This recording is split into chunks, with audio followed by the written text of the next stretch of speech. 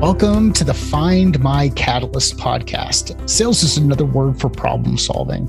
We all have problems we'd like to solve, and we know that there are solutions out there, but we struggle with this. How do we find the solution? Where does the nudge come from to help us take the next step and start solving tough problems? The intention of this podcast is to help you find your catalyst and take that next step. I'm Mike Simmons. I am the founder of Catalyst Sale, and today I'm really excited to have Catherine Brown on the podcast. Catherine is the author of How Good Humans Sell. She is a speaker, she is a sales trainer, and she is an author. Let's get to the conversation. Catherine, it is awesome to see you. I've heard you a number of different times. We've been in some clubhouse rooms together, and now this is the first time we actually get to not meet in person, but actually see each other and have some nonverbal happen while we're talking with each other. Thanks for doing this. My absolute pleasure. It's nice to see your whole face and not have us be little tiny circles on our phone. It's a delight.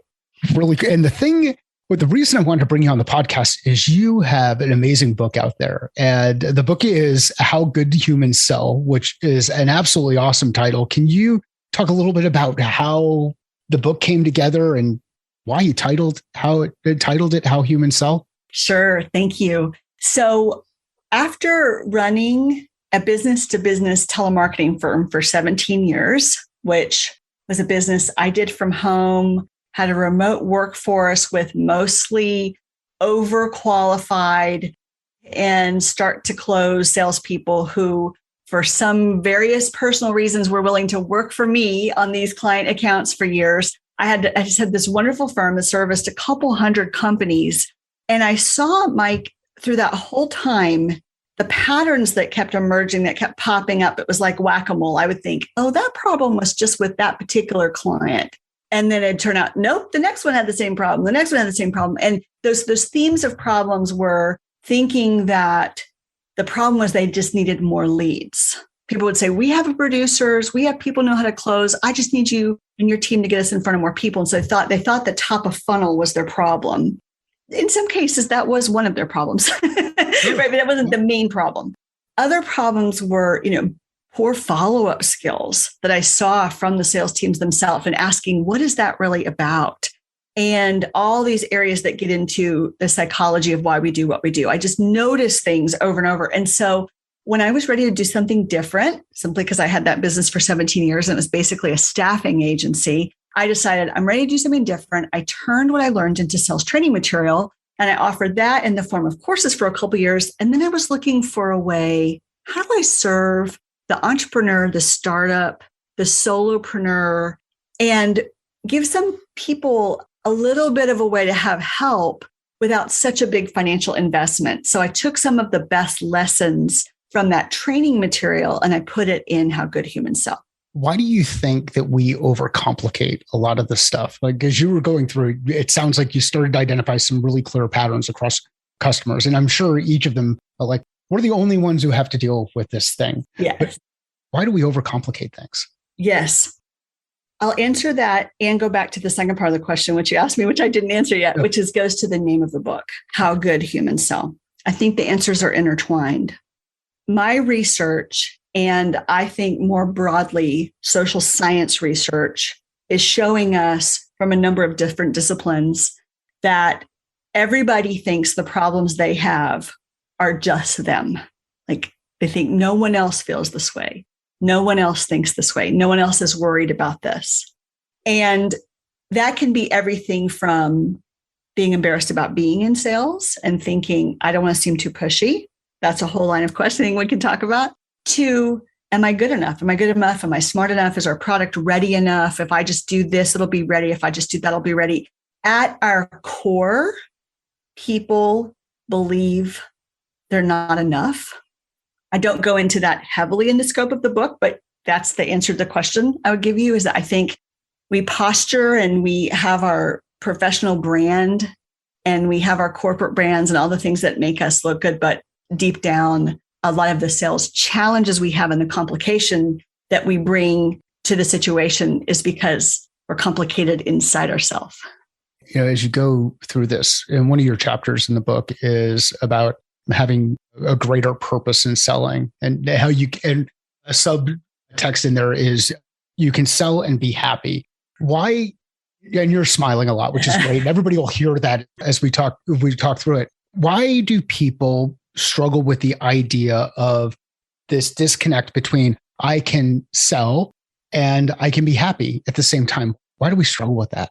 That's such a good question. No one's asked me that question just like that before, Mike. I think we struggle because some people have a fundamental different definition of selling than I do. One of the things that Clubhouse has actually afforded me, which I've been so grateful for, is I didn't know by definition how many different basic foundational definitions of selling there was. Like, what do you think selling is? What do I think selling is? There's just a whole lot of people out there who fundamentally think that selling is about taking people through a process for the purpose of persuading them to purchase. And I don't think that. I don't think that. So do I want to make a sale? Of course I do. Do I want to make a sale to the right person? Even more.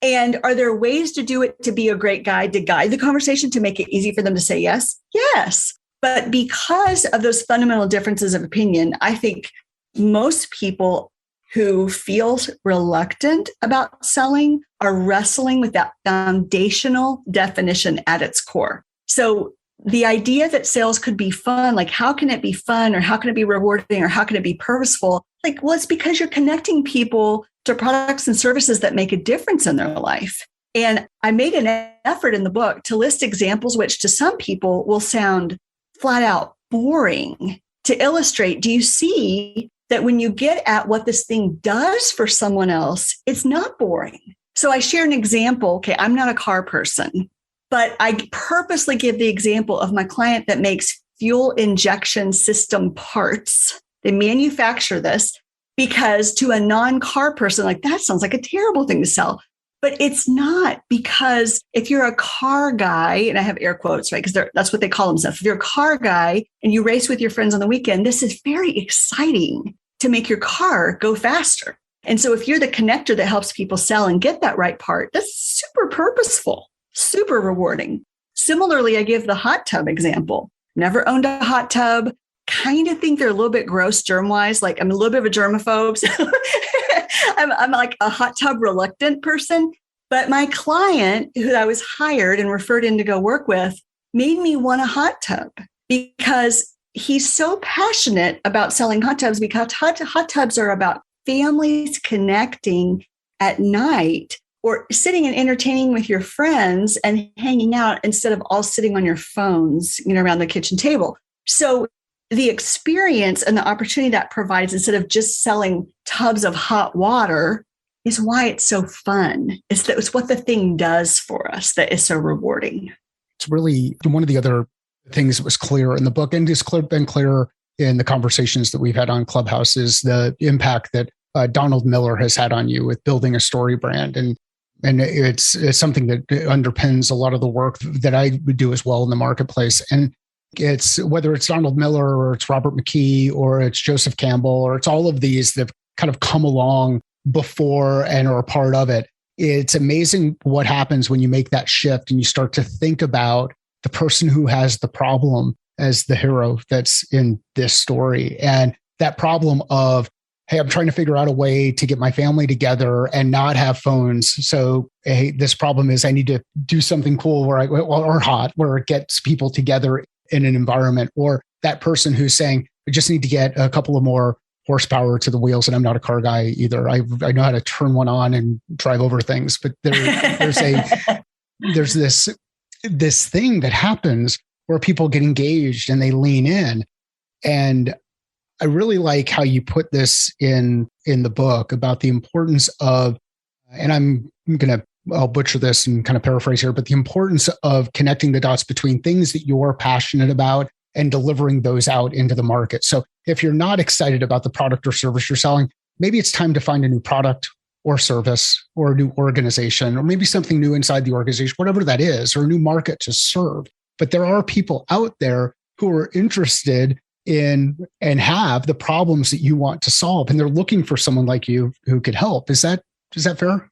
Absolutely. Absolutely. And back in that hero's journey language that connects all of those gentlemen that you listed, the idea that although we are not the main character of the story in our customer's life, because we're all the main hero of our own life story. When we're selling, what is so interesting, and what I think Donald Miller in particular has done a nice job of highlighting, is that if you look at blockbuster movies and the most, best-selling books, the guide, the person who is really playing best supporting actor, is ahead of the hero. They've walked this path before. They usually have their act together better than the hero, in the movies especially, right? And they have a lot of wisdom about this particular domain in which they're giving guidance, but they will not win the Academy Award for Best Actor. Like, they're not the center of the story. And yet the story cannot exist without them. Right? It can't exist without them because the hero has a problem that needs to be solved. That is so empowering as a metaphor. What I'd love to do is to take that and say, well, what does it mean to be a guide when we initiate? What does it mean to be a guide when we have a call to action? What does it mean to be a guide when we qualify? What does it mean to be a guide in the way that we put a proposal together? It's so helpful and interesting to think about that. I like, Mike, to use this expression. I don't think this is in the book, but in some of my live classes, I found myself lately saying, them before me, them before me, them before me. What does it look like if I make a commitment and say, every time I post on social media, I'm going to make sure that the person I'm writing to can tell it's them, because the first sentence never starts with me. It starts with the person I'm going to serve. That even on social media, which can be very egocentric and we're brand building, right? It's really part of why we're out there. We can still be operating from this principle of them before me. It's so life-giving and empowering, because we know from other things and other teachings, spiritual teachings and heroes that we all admire, in other domains, that is really in service and in care for others that we find satisfaction in our own lives, right?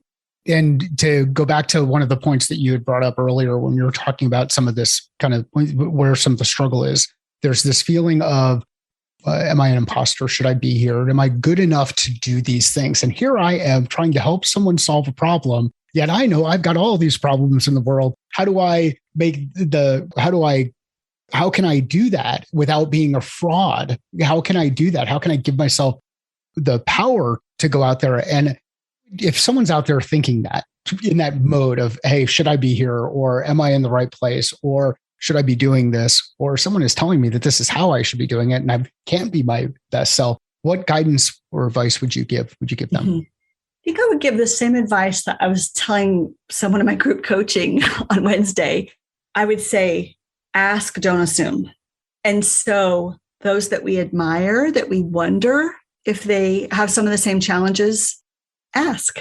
And those of us that know in some domains that we're admired because we're a mentor to someone else, or we're literally a paid consultant to someone else, offer that information. I was talking to someone who's a client of mine recently. He's the kind of client that I was frankly very flattered when he signed up to work with me, because I think he's wonderful and is extremely a real leader in the services that he provides. And we were chatting, and literally, Mike, you'll enjoy this. We were talking about what we charge for in-person speaking, because coming out of COVID and going back to speaking on stage is like, what kind of rates are people getting? And this is like the dirty secret that you're trying to get people to talk about, like, what can I really charge and what is perceived value now and all these ideas. So we were sharing about some of our latest bids, and it came up that I made a comment about being nervous about an upcoming opportunity. And he just looked right into the camera. We were on Zoom, and he said, I can't imagine you being nervous. And I said, I usually have a glass of water with me when I speak at a big engagement, because I'm working on all this internal dialogue so that all the saliva in my mouth does not dry up and I start coughing, right? Because we all have these physiological responses, and mine is not to get sweaty or have to go to the bathroom or have heart palpitations. It's that I'll have no saliva. And he just hardly believed me. And I thought that was so funny, because I wouldn't have thought that of him and he wouldn't have thought that of me. And isn't that what we always do? We do. It's I go back, the fundamental error of attribution is something that's really just had struck a chord for me back when I was at ASU.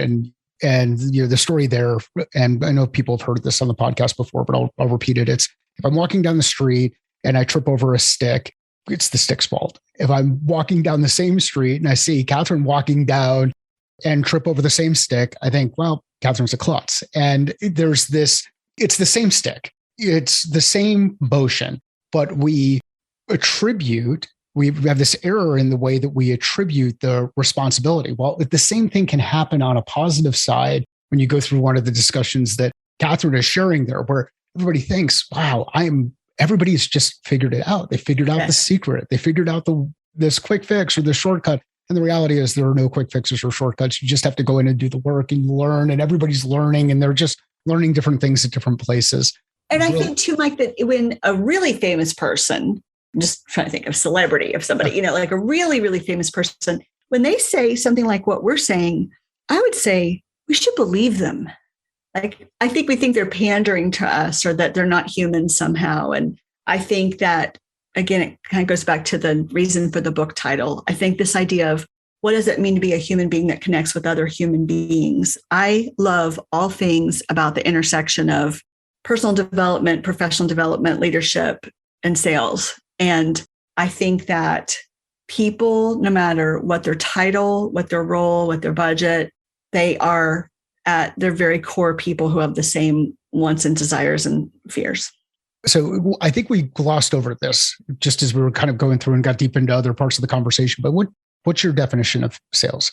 I need to tighten this up. My definition of selling is to take people through a process to see if there's a match for their goals at that time. Mm-hmm. Yeah. And I say it that way because if you define it that way, you can do two things. Number one, I'm absolutely crazy about discovery calls.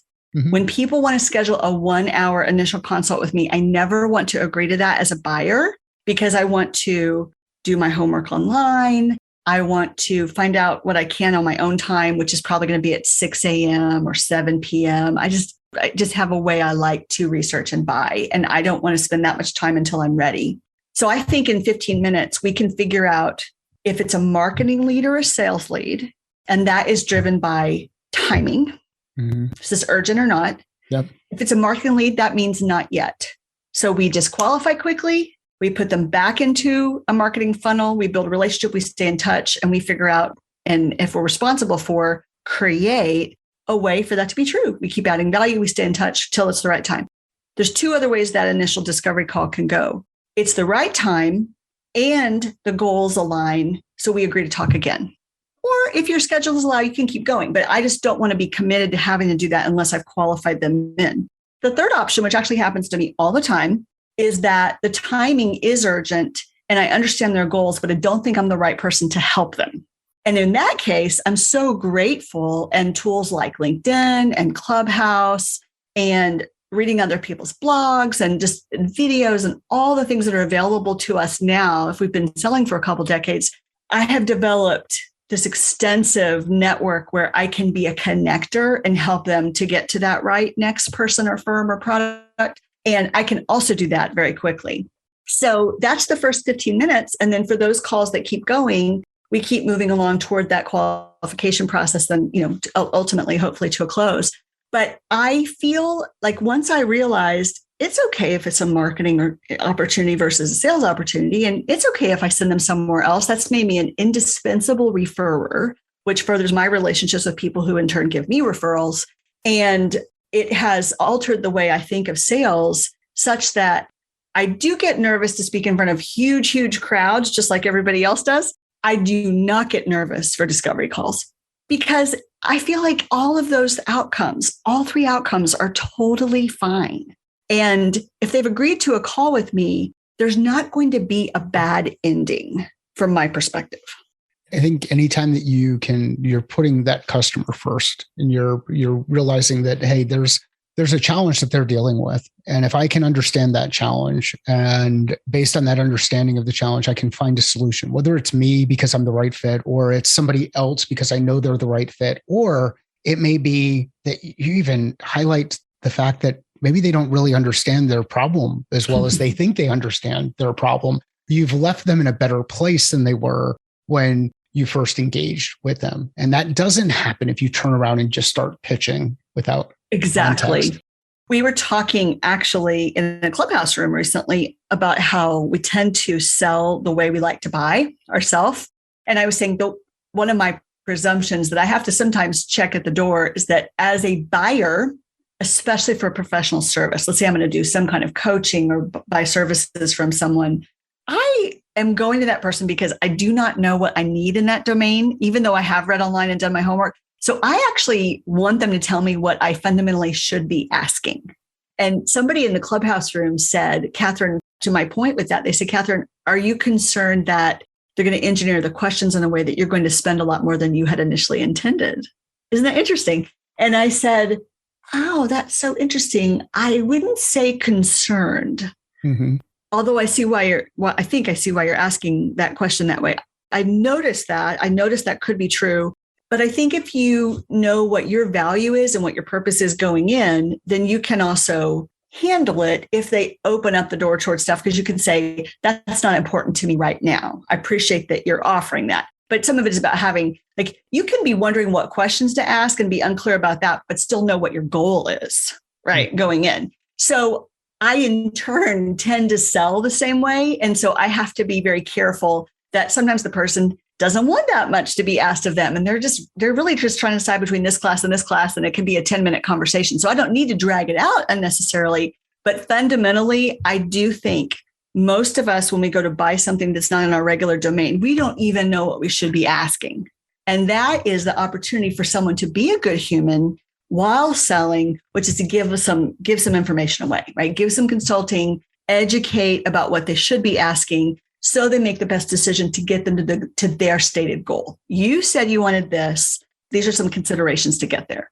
It's one of those things that drives me nuts about organizations when they start to try to script out the questions or they script out the engagement. And because with the script, you start to remove thinking. Mm-hmm. And if you remove thinking, then it's really hard for someone to adapt to whatever the environment that they're in. So you get the person who's stuck on, I'm going to do my 20 questions to business fit, and I'm going to put you through the qualification gauntlet, and I'm going to do this, and I just have to go to the next one, go to the next one, go to the next one. And I'm not really listening to the last answer.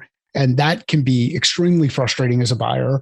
Or you run into someone who runs into a situation where they do want those questions because they don't know, and they want to try to figure some things out. And if you go in with this preconceived notion of this is how this is all going to go, and don't listen to make sure that when things change, you're adjusting, you're going to get yourself into a situation where you'll miss some things. You make some really poor errors because of some of the assumptions that you make. And that's not superhuman. I mean, think about it. If we were sitting down for coffee at a table, just having a conversation, and all I did was go through the script of things that I had in my call plan before I showed up with you and didn't really care about what else you had to say. How exciting and interesting would that conversation be? Right. It's not natural, right? Right. Yeah. Right. Exactly. I completely agree with you. And I do think it's challenging, though, to bring up new reps and teach people to sell. So they have buoys. I call them buoys to go through. So what I call in my book, the 5 magic topics, I say, look, at some point in some order, you got to ask questions about these things, because if you're not sure about how they're going to make a decision, especially if there's more than one decision maker, if you're not sure about the buying process and you have never talked about money before you send over the bid, that's not a good idea. Don't do those things.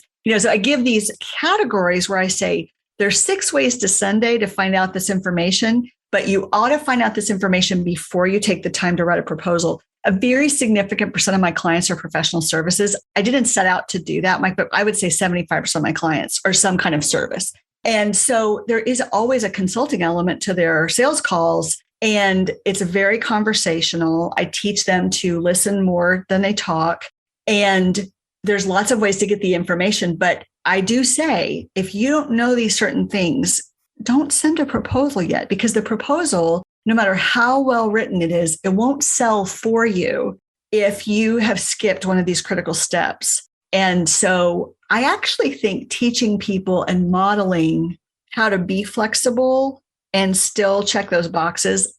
I even feel after all these years of selling that that's a challenge. Huge challenge. What do you think? Yeah, huge challenge. And this is where things like checklists can kind of help out. I know in another area of the book, I think you had this outlined as a call out box, but you said one of the things that's happened is you've matured in this profession is that discovery calls, you tend to spend 70% of the time listening. The other person is speaking 70% of the time, and you're speaking maybe 30% of the time, and which adds up to 100. So there's this shift that happened as you've become more of a professional. So how do you enable organizations to develop members of their teams, give them the patience so that they realize when someone comes in, yep, it's probably going to be the other side. And then at some point in time, maybe it gets to 50-50. And then at some point in time, they get better. But how do you guide people through that? That's a really good question. So if you have a pitch deck and you call it that and you tell everyone to go through it, that's the first warning sign. Right? Because if you have PowerPoint as a part of one of your first sales calls, I'm not saying there's no place for that, but I have yet, after having done this for a long time, I have yet to find a client who has open-ended great questions with only a few points on their PowerPoint where they use it as a discussion guide and not as their full talk track with too many words and lots of presenting. So I guess question number one is, are you relying on a PowerPoint? Number two is, do you know your goals of what you want to have happen in that call? I just said a few minutes ago in a discovery call, which is what I call that first one, my priority is timing and understanding goals.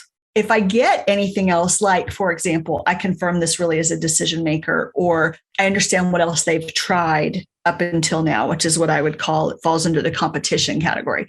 If I learn those other things, that's a bonus. If the call keeps going and the timing works for us to stay on the phone, that's a bonus. But I'm very content with just that first piece, because if I ask a few questions that elicit information about their goals, they should be off to the races with talking. Like, I just don't have that much I have to say with a few opening questions. So I model those questions. I have people write their own. And I think this goes back to how good humans sell, like not the name of the book, but just the fundamental phrase. How good humans sell. Part of what's really important, Mike, is I think for all sales leaders is that there is a way that we are covering the principles of what needs to be done, and that our team members get to use their own wording wherever possible, because there's something that is very empowering, even about getting to say hi instead of hello, or sincerely instead of best, or whatever your preferences are. All those things add up that help a person feel that they're operating from integrity. And remember that we're starting with a half empty cup. What I share in my book with my research is that I did a survey of a statistically significant sample size of B2B full-time sales professionals, and everybody rated the sales profession the least respectable of all the choices in the survey. So they already think this.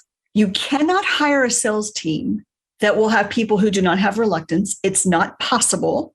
And so because that's the case, we need to be truthful about that. We need to shine a light on that issue, have dialogue about that issue, and empower people to do everything we can for them to feel like they're being an individual with freedom and power to sell like themselves. Catherine, the thing that comes to mind right now is this whole idea of finding sense of purpose. So for someone out there thinking, hey, I don't know what my purpose is, I need to find my sense of purpose. What can you share with them, either from a personal story or some general guidance about how do you find that sense of purpose? I think this question is particularly timely as we find ourselves coming into new normal after the pandemic. It was such a challenging time for businesses to sell and to figure out how to serve people when everything was turned on its head and just so topsy-turvy. When I am teaching or speaking at things, I'll often show the old psychology triangle. This is not in the book, but it's very complementary to how good humans sell.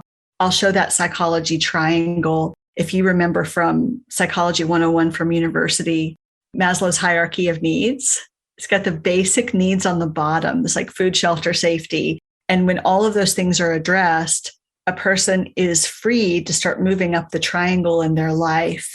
And that gets the middle sections, love and belonging. And then you're moving up the top toward what he calls self-actualization. It is a very fancy 13th grade level word.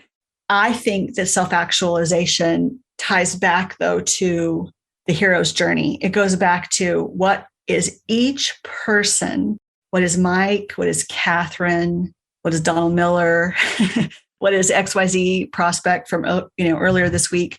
What are each of us trying to get to? And the reason that I love selling so much is because the product or service that's the right thing at that moment for that person is helping them move up the triangle. And it doesn't matter if it's a fuel injection part or a hot tub or accounting software or coaching services. It doesn't matter. I don't mean that. I don't mean it doesn't matter. I mean, all of that's possible. And unless it's harmful to the person, it's something that is deserving of honor professionally to be representing. So it's so gratifying to me to see people get better at selling because they start to get their chops get better at the tactics of how you run a call, how you do these things. I cover those things in the second half of the book. But what I get to experience when I work with people on a little bit longer term basis, they practice the things they're doing, is that sales becomes a mechanism for them for their life of purpose because they're selling for a reason. The money they're generating is going toward things that fit into their priorities and values that are about the top of their pyramid. What kind of person do I want to be? I am becoming a mother of adult children. I'm getting older and I've been selling for over 25 years and my children are young adults. And I am selling so that I have the resources to take my children on experiences with their families because we love to travel. I know people say that. I'm convinced I'm the most loving to travel person ever. I love to travel. And so self-actualization for me at this moment is the freedom to say, hey, Dad and I are going to do this. Come with us. And to be able to, I just can't tell you how happy that makes me because I want to have as many experiences as I can in this life. Like, you don't take the things you purchase with you. You know, we have experiences together. And so that's self-actualization for me, but for other people, it's other things. And that's great. And so isn't it amazing that this very tactical job, which you have to start out at entry level, can become a vehicle for a person to fulfill their life's purpose? And you get to decide what that is, and that gets to evolve. It is, it's a fascinating profession that I happened to stumble into and didn't want to do. I did not want to do. I wasn't going to do it because I thought all of the things that you had in your word cloud in the book about how it's slimy and pushy and sleazy and all those things. And it isn't. And if it does ever feel that way, then you're doing it wrong. I've got to ask you though, where do you travel? Like where's the next big experience going to be? Yeah. What's amazing when you think about a travel experience for you and for your family? Okay. So I particularly love museums. And so although I just went to the Grand Canyon, actually, I do enjoy some outdoor things, but I am real history maniac. So part of what's fun to me is to read the books and get ready. And then I have to have only certain travel companions come with me. For example, my husband and I will make the trip, but he will not go to the museum with me and stay all day because I read every single sign in the exhibit and I take forever. And you have to have certain special people with you who will read every sign and say, did you miss that? So, we have two boys and one of them is a every sign reader and the other's not. So we literally will start out somewhere and then half the group will peel off and go do the next diversion. And the rest of us will stay and read every single sign. So I do keep going back to Europe because there are so many museums there that are still of interest to me. I can hardly think of a place I would say no to, though, if the opportunity presented itself, because there's just so many beautiful, beautiful things. Quick Grand Canyon story. I had never been until last week. And I was so lucky because my in-laws sprung for a helicopter trip. And I'd also never been in a helicopter before. And, Mike, we were flying around and we went from the South Rim to the North Rim. And I was thinking about all the areas that had probably never been seen by, like down at the bottom, had probably not been seen ever by a human. And if so, maybe by some of the, native indigenous people that eventually were kicked out by the National Park Service, right? So very few people have been able to enjoy that. And yet it exists. And it just was wondrous to me to think how many places around the world are like that. They're just stunningly beautiful, yet to be explored. That's very activating to me. Like when I think about that, I know our listeners can't see me, but you see me, Mike. Like when I think about that, it reminds me of what integrity selling. It's one of my favorite sales training systems. And Ron Willingham talks about this concept called achievement drive. And achievement drive is the gas that goes through the car of your, for your energy to get you to that higher purpose. Mm-hmm. And I just have so much achievement drive to create opportunities and experiences like that. And so I can very clearly see the link between returning that call and finishing that bid and doing those activities to the thing I want, which is, those experiences with people I love. It's very easy for me to see that connection. So when I help other people see how to get from what might feel like that mundane activity to that greater thing, it's really awesome. And it's this profession that we're in is one of those that can be very dark, in that you can run into these situations where there's a constant level of rejection, or things aren't moving as quickly as you'd like them to, or you're getting pressure from the management team about how come something isn't closing, or whatever, any of those things. And you've got to be an optimistic person when you're in this kind of role, or you're in this profession. And to build on what Catherine just shared there, it's so important to have a goal, an objective that you can tie these things to, so that when you look at it, you remember, okay, this is why I'm doing it. This is the thing that's behind it. That's right. And then you submit to a coach, right? Whether that's someone internal or external, or a peer group, a peer advisory group, or whatever will work, whatever your circumstances that work for you, but that you can submit yourself to the help of others and say, help me reverse engineer and do the best I can to build a plan to get there. And that's always a work in progress. There's something called the planning fallacy. Everyone tends to underplan by 20%, right? We're not going to guess perfectly. So we want to be flexible, but you're also not going to get there if you wing it. And I have found in later years, I found people that I follow that I think do a nice job of a combination of talking about things that you attract and how there really are miraculous things that happen, but also you get out there and you go after it.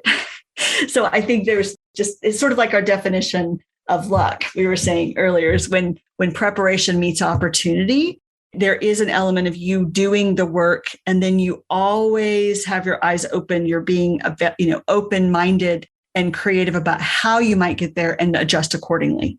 Catherine, this has been an absolutely awesome conversation. A couple of things I love about the book. I love the research, the amount of time and energy that went into pulling this together and pulling information from multiple sources and using that as an informed perspective and information that you shared above and beyond the experience that you had running the business, the previous business. Amazing book. If you want to hear more of Catherine or get more of this energy, please pick up the book, How Good Humans Sell. And just anytime that you can get humans into a title and just get back to the point of saying, hey, we are human beings. We're all kind of working through these same struggles, and there's some commonality between us. I think that's a powerful thing. Catherine, where would you like people to either engage with you, find out more about what you're working on, connect with you if they'd like to? Super. Thanks. 3 things. The book is available on Amazon.com. So you can get How Good Humans Sell in Kindle or paperback on Amazon. You can learn everything about my group coaching and classes and upcoming speaking opportunities, all those sorts of things on my corporate website. The name of my company is Extra Bold Sales. So EXTRABOLD, extraboldsales.com. And then finally, my most prolific and committed social media channel is I do a post every morning on LinkedIn and spend a fair bit of time there connecting and building relationships with people. I use InMail pretty extensively in addition to email to communicate with people. So that is the best place to see recent content and also to connect with me. So thanks. Awesome. And we'll include links in the show notes. Catherine, it's been an amazing conversation. If you know of someone who would enjoy this conversation, please share it with them. Let Catherine and I know via LinkedIn or Twitter. Sales is a thinking process. How are you thinking differently about yours?